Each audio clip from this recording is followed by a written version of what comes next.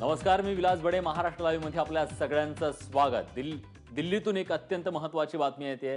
दिल्ली आणि नोएडाला जोडणारा जो फ्लायओव्हर आहे तो टोलमुक्त करण्यात आलेला आहे. महाराष्ट्रातील एमईपी आणि एक्सप्रेस वेला यातून काही आशा निर्माण झाली आहे का असा प्रश्न देखील निर्माण होतोय.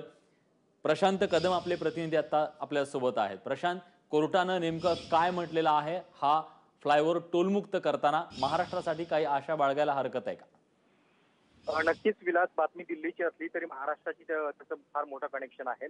कारण दिल्ली ते नोएडा दरम्यानचा हा जो पूल बांधण्यात आलेला होता, एक रस्ता डीएनडी एक्सप्रेसवे या नावानं ओळखला जात होता, या रस्त्याचा खर्च वसूल झाल्यानंतरही त्याची टोल वसुली सुरूच होती. म्हणजे 1999 साली हा बांधला गेला, 2001 साली त्याचं काम पूर्ण झालं, 407 कोटीमध्ये काम पूर्ण झालं. त्याच्यानंतर तब्बल 2200 कोटींचा टोल जो आहे तो वसूल करण्यात आलेला होता. मात्र तरी देखील टोल प्रक्रिया थांबलेली नव्हती आणि कंपनीचं साधारण प्रत्येकाचं टोल कंपनीचं जे म्हणणं असतं की काही करारातल्या गोष्टी आहेत, त्याच्यानंतर आम्हाला इथं काही फ्लायओव्हर बांधावे लागले, त्याच्यामुळे टोल वसुली चालू राहिली पाहिजे, हा जो दावा करण्यात आलेला होता कोर्टामध्ये, तो कोर्टामध्ये टिकलेला नाहीये आणि त्यांना तात्काळ टोल वसुली थांबवावी लागणार आहे. सगळ्यात महत्वाचं म्हणजे हायकोर्टातले निर्णय जे असतात ते इतर हायकोर्टामध्ये देखील लागू होतात आणि त्यामुळेच महाराष्ट्रामधली जी प्रक्रिया आहे, मुंबईच्या बाहेरचा जो टोल रद्द करण्यासंदर्भातली एमईपीचा टोल रद्द करण्यासंदर्भातली जी मागणी होती, त्याच्यामध्ये जो दावा केला जातोय की हा टोल रद्द होऊ शकत नाहीये, तर त्याला कुठेतरी चपराक याही निर्णयानं बसू शकते. कारण अनेकदा